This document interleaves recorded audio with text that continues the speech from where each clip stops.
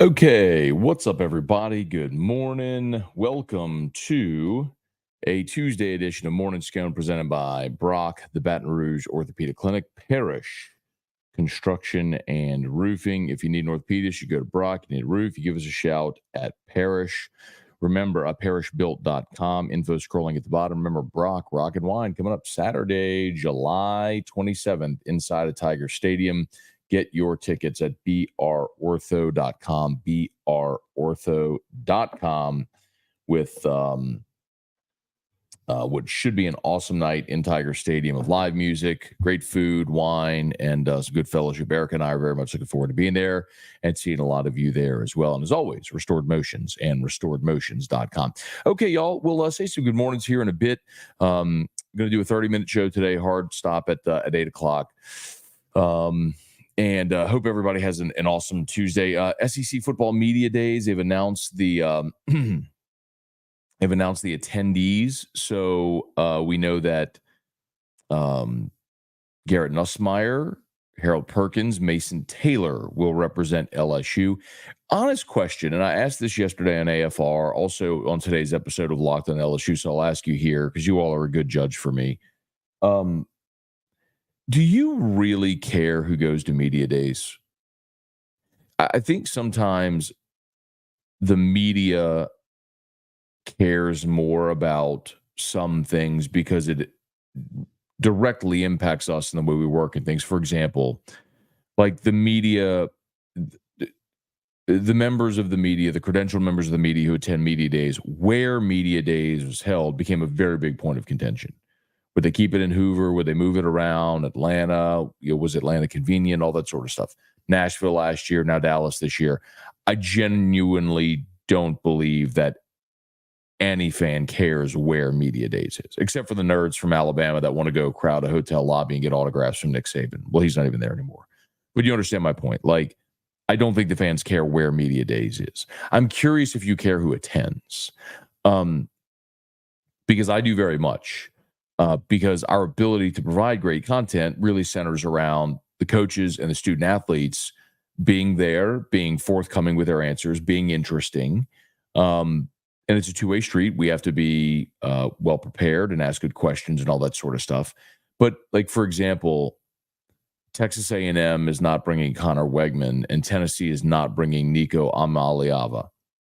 Like, I believe the SEC should intervene and say, no, you're bringing them.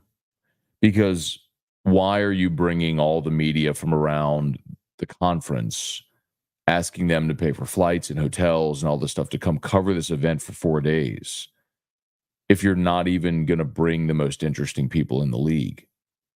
Now, 11 of the 16 teams are bringing their quarterbacks, and that's great. Nussmeier's going. Jalen Milroe, Jackson Dart, Jackson Arnold, Quinn Ewers. I mean, there's going to be some star power there. Carson Beck. Even Mississippi State's bringing Blake Shapen, who is the transfer in from Baylor, but is the presumed starter. So they're bringing Blake Shapen. So hat tip to Jeff Levy. So I don't know. I guess I've been going to this event enough to know. I mean, this is good. Trivia said we care who goes to media days. That's good. I'm glad. You know, I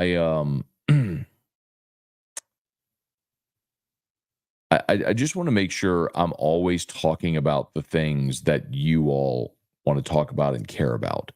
I don't do the show for I don't do the show for me. I do the show for what people are going to be interested in talking about. And that's why I've always kind of stumped for who should be attending SEC Media Days. Now, for LSU, obviously I'm excited that Nussmeier is attending and Harold Perkins. Those two are no-brainers. The one that surprised me was Mason Taylor instead of Will Campbell. Will Campbell is a projected top 10 pick in next year's draft. He's an All-American offensive lineman. Like, you know, I can't believe they're not taking Will Campbell.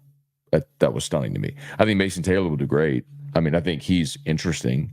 You know, he'll be a 3-year starter at tight end. He caught the 2-point conversion in overtime as a freshman against Alabama. His dad is a Pro Football Hall of Famer. I mean, his mom is famous. You know, that there's a lot of there's a I think he'll do great. I'm just really surprised they're not bringing Will Campbell. So anyway, let me know your thoughts on that. Also, I'm sure y'all saw Olivia Dunn's returning to LSU for her 5th year. May not be the hugest impact on the floor, like on the mat, right? For the gymnastics team. But I respect it tremendously because, quite honestly, she's going to be rich and famous no matter if she's at LSU or not. She's making the decision instead of going and living the life of a rich person in New York or LA or wherever, following her very famous boyfriend in his big league career. She's making the decision to go to class, go to practice, and put all those constraints on her for another year when she's really not going to compete very much. So salute to Olivia Dunne, and LSU is honestly the huge winner because, I mean, just look at, for example, let's see, like, just search Olivia Dunne. I mean, how many impressions come up? Yahoo Sports, New York Post, IMDb, People Magazine, TMZ, Barstool. I mean, all of these different outlets all are reporting on Olivia Dunne's decision to return to LSU. There's literally not another LSU athlete in any sport that would get that type of coverage for an announcement they make. And that reflects on LSU, that reflects on the gymnastics program, all the student athletes in that sport that are going to get a ton of attention and opportunity because of her. So LSU is the real winner with Olivia Dunne returning. But I salute her. She just wants to be part of that sisterhood for one more year. So good for her. Okay, let's say some good morning, y'all. Please smash the like button if you're there on YouTube. Subscribe to the channel. Facebook, please follow along there on the profile. Like and all that, like and share and all that stuff. We appreciate you. Okay. Abner Neal, good morning. Zandel, good morning. Trivia, good morning. James McKinney, Larry Garner, AirTech, good morning. Jason Horn, what's up? Larry, you don't do the jingle anymore. You mean like, well, the problem with the show open that I was playing on the hotkey, this thing, is y'all said that this kept like over modulating, right? I'll tell you one thing I know I can do is I can add, if I had a theme song, let me see if I have something that's default. Like, I mean, I could do this.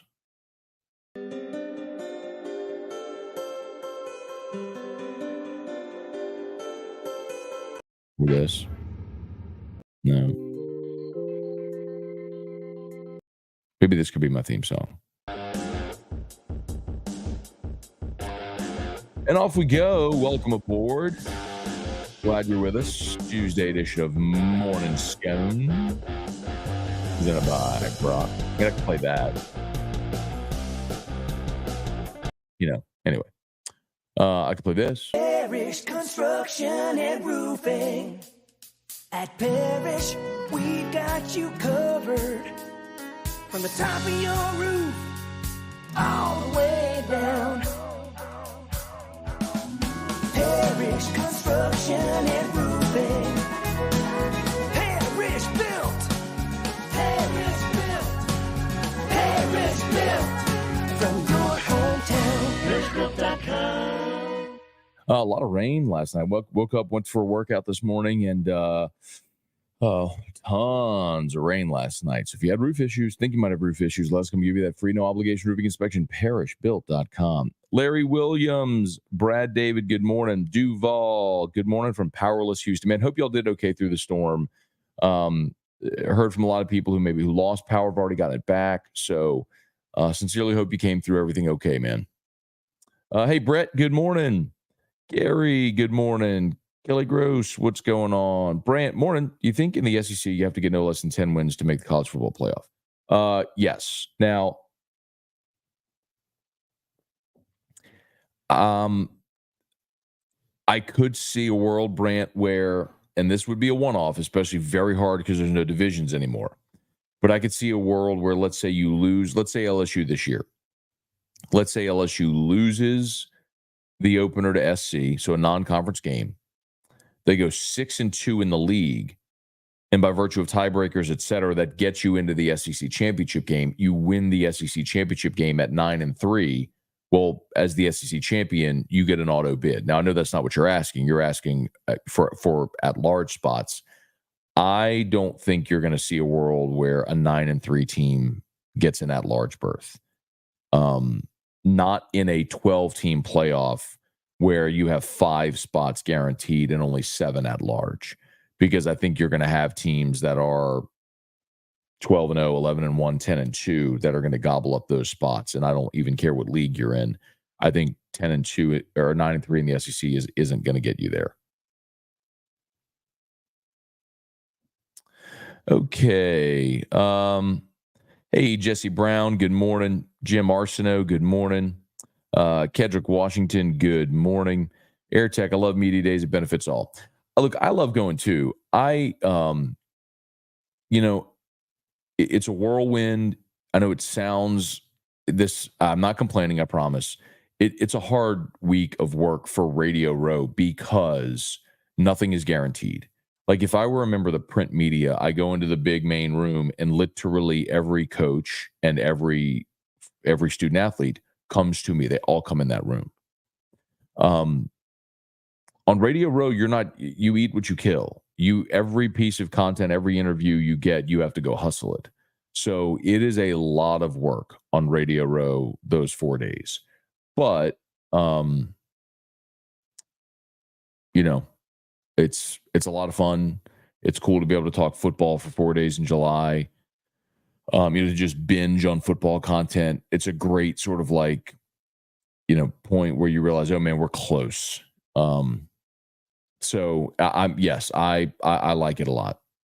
Brett, who starts next to Perk? Greg Penn. So Greg Penn and Harold Perkins will be your starters. It was interesting. Hester and T-Bob had Blake Baker off the bench yesterday, and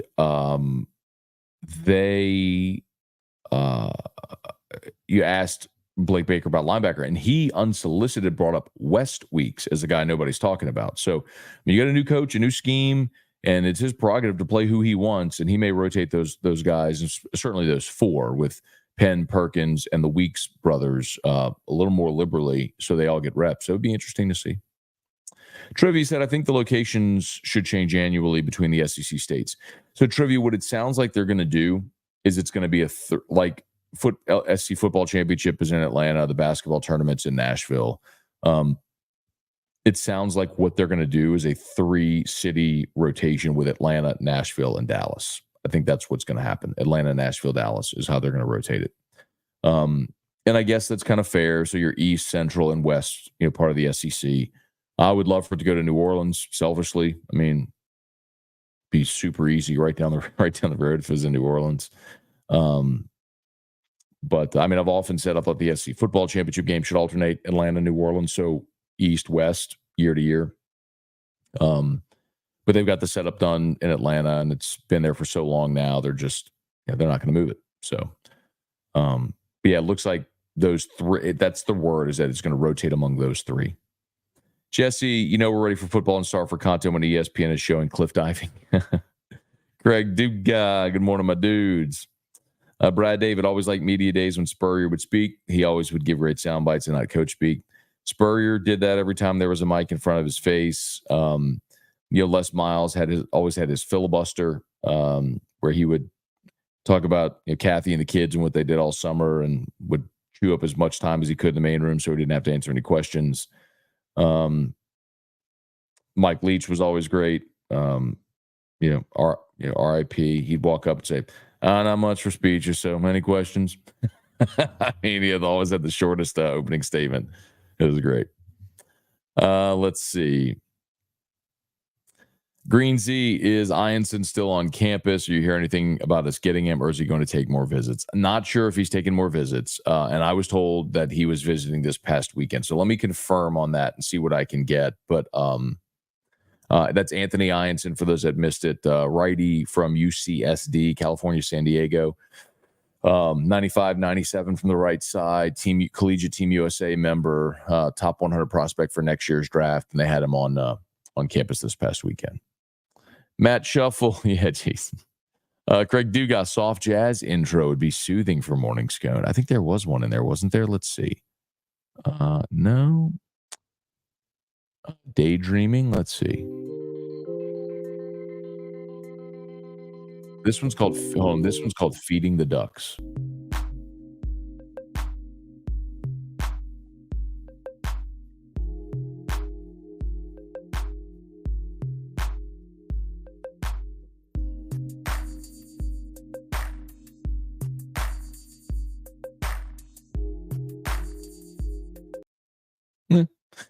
Anyway, all right, smash the like button if you would. Subscribe to the channel. Brett, don't forget, put the Parish hats in your car. Got it. I'll be there tomorrow, Wednesday. I'll be in Lafayette for AFR. Very much looking forward to it. I'll make sure I snag some Parish hats. Bailey, surprised Will Campbell won't be there. I'm with you. That was my, aside from Tennessee and Texas A&M not bringing their quarterbacks, Will Campbell not being there was probably the biggest surprise. Brad, why is it so hard for coaches to win football at Arkansas when they have so much money? Great question. You know, when I often say how LSU is one of three that has the inherited advantage of being the only Power Five in a talent-rich state, both of those qualifiers matter, and Arkansas is a case in point.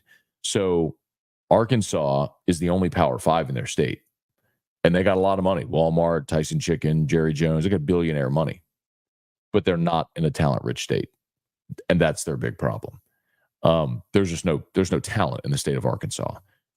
That's why LSU has such an inherent advantage, because this state produces per capita as many Division I prospects as any per capita. Like, they're obviously not going to produce as many as Florida and Texas and California and Ohio, some of these big populous states, but Georgia, but per capita they do. And so when LSU gets the best players in the state to stay home, you're going to have a really good roster. Arkansas doesn't have that.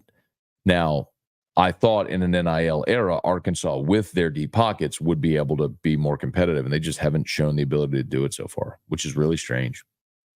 Wayne, good morning. I'd say it's comparable to a place like Nebraska. You're in a flyover state. There's not a lot of talent there. It's a hard sell. And if someone else is offering something comparable in NIL, why would you pick Arkansas? Same with Nebraska. AirTech, Rush Working Man would be a great opening song for you.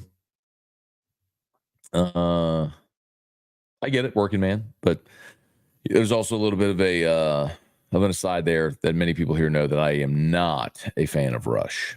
Ryan Pike, when do they start adding games to the college football season to offset the revenue share? I feel like that's a direction they could head. I doubt we see that, Ryan, not in the regular season. I think what's more likely is they continue expanding the playoff, because adding a game to the regular season that would add, a game, for each team on the TV contract, essentially, or another week's worth of games for the TV contract. But that's not going to benefit everyone universally, because some leagues have a greater TV contract than others, right? Even in the Power Four. So like the SEC Big Ten far outpaces the Big 12 ACC. So I think would be more likely is you would see an expansion of the playoff, even a contraction of the regular season, an expansion of the playoff. You get what you want on Radio Row, still very beneficial. Brant, do you see in most media sources saying LSU makes the college football playoff this year? I've seen many say LSU is on the outside looking in, Ole Miss the one game to get, in my opinion. Yeah, Brant, I haven't seen many that have LSU in. I think largely I see what you see, which is Georgia, Texas are sort of the locks from the SEC. And then most are looking at Bama, Ole Miss as maybe the next team or teams to get in. So that puts LSU 5th or 6th in the league, kind of depending on Missouri, but based on a lot of projections. And it's, I get it, man.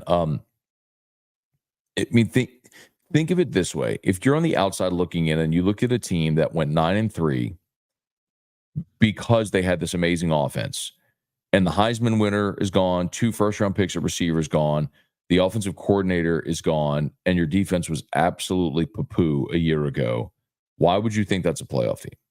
I mean, you'd really have to peel back the layer of the onion to be a believer in what you see with LSU this year. I'm not saying they can't do it, but I'm saying if you're an outsider looking in, I understand why their perspective is, why would I put them ahead of Ole Miss, which won double-digit games last year and beat LSU and returns everybody and had a great portal class? You see what I mean? Brian, good morning from Fellowville, Michigan. All right, Brian, drive safely today, man. Craig, I'm interested in some returning Alabama players' interviews just to hear the contrast between then and now. I'll tell you one thing. There is I'll tell you one thing that I've heard, and there's a piece, actually, the closest thing that I've seen.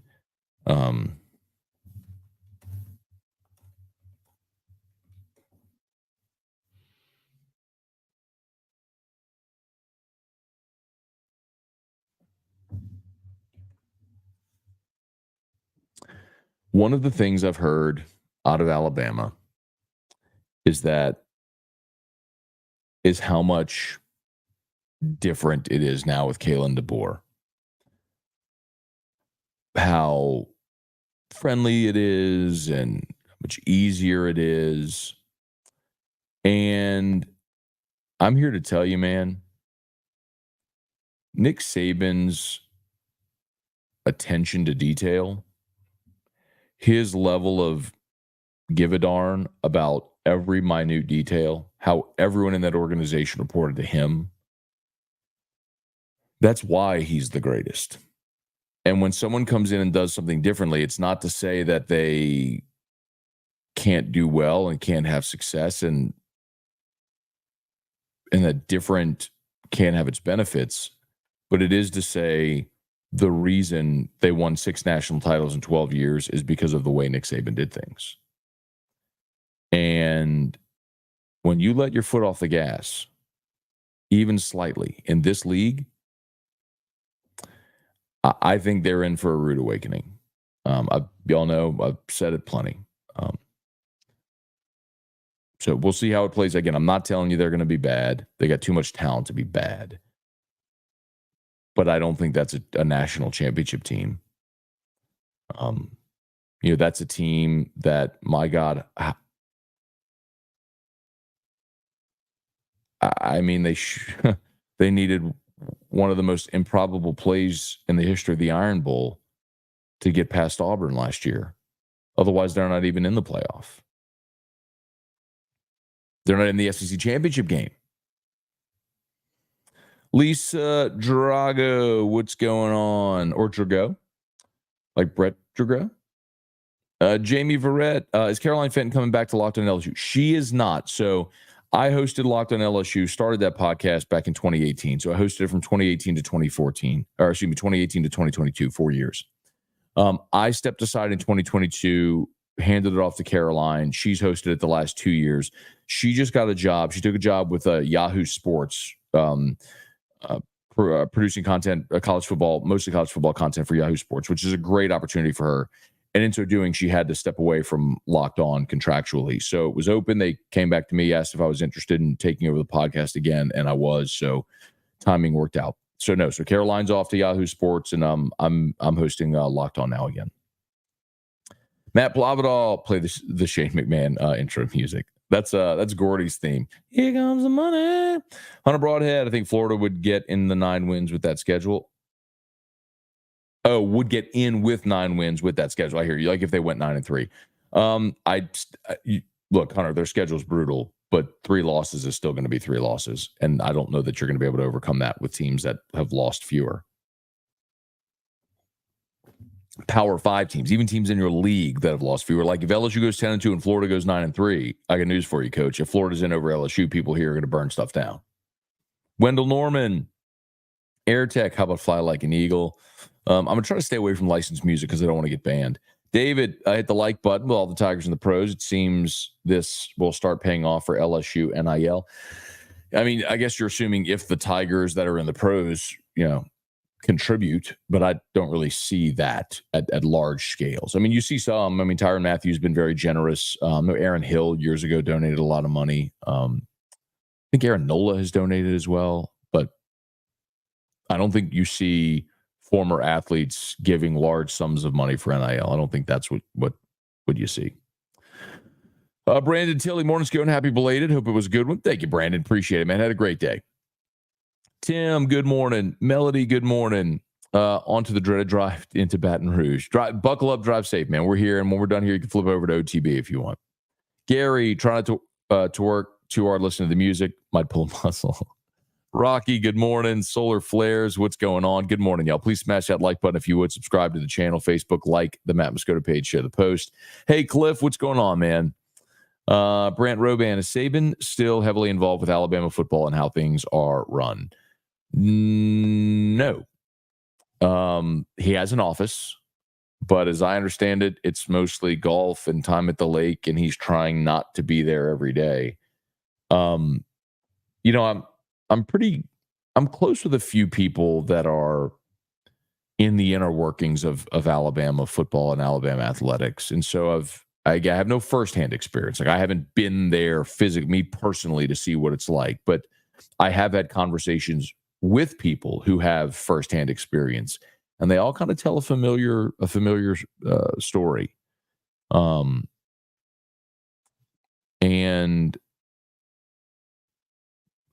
I keep looking at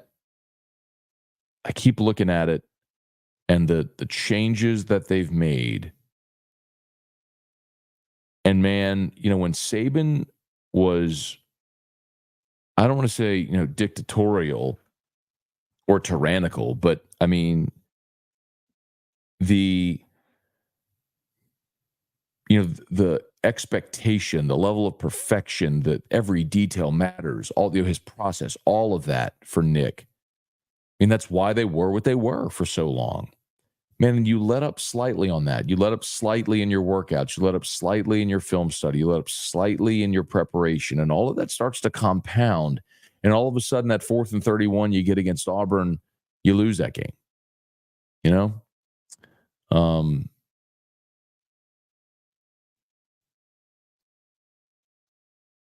the 10-point loss to Texas, you get rolled.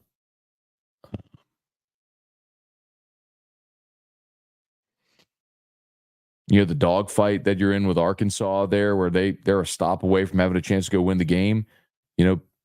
They get that stop, make the score, and you lose it. You know what I mean? It's like, that's the margin that's so thin. And I look at even DeBoer last year at Washington, with that team that played for a championship. I mean, they were dead to rights in the Apple Cup against a bad Washington State team. They needed a plum miracle to beat Oregon in the regular season matchup. I mean, they were a breath away from being a 10-2 team, and being in the Alamo Bowl,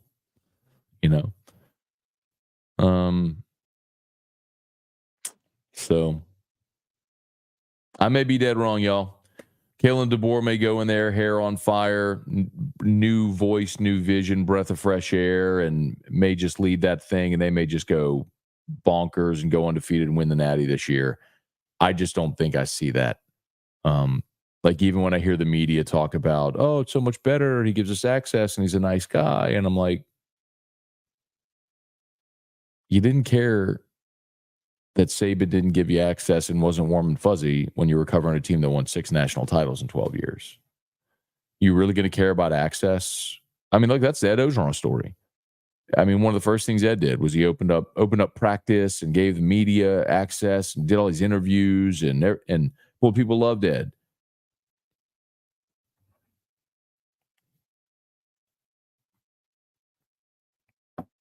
Anyway. All right, I got to go. Cliff, what up? Monty Tall, yeah, Patrick Peterson, yeah, gave money for sure. Bobby Muse, good morning. All right, y'all, we are done. Thanks for being here. Do me a solid, smash that like button there on YouTube, Facebook.